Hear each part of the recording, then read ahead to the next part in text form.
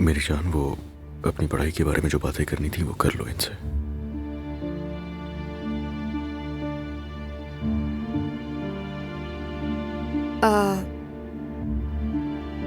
Mom, कल जो कुछ हुआ उसके बाद हमने एक फैसला किया है।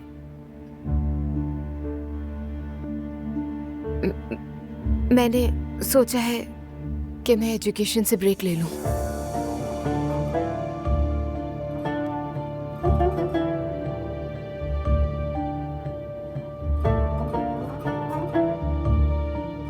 मॉम, डॉक्टर ने भी तो कहा था कि मुझे एहतियात की जरूरत है, तो बस इसीलिए। तो तुम्हारी सारी एहतियात सिर्फ तुम्हारी तालीम रोक देने से होगी दुआ? हाँ? अगर इतनी ही एहतियात जरूरी है ना तो फिर शादी भी पोस्टपोन कर दो।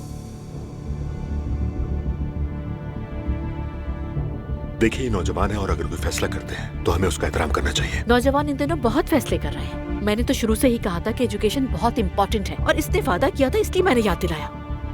हाँ तो मॉम, एजुकेशन छोड़ने के लिए नहीं कह रही हूँ मैं, बस थोड़ा सा ब्रेक ले रही हूँ। बेबी हो जाए तो उसके बाद शुरू कर दूंगी मैं। तो फिर शादी पोस्टपोन कर दो ना दुआ।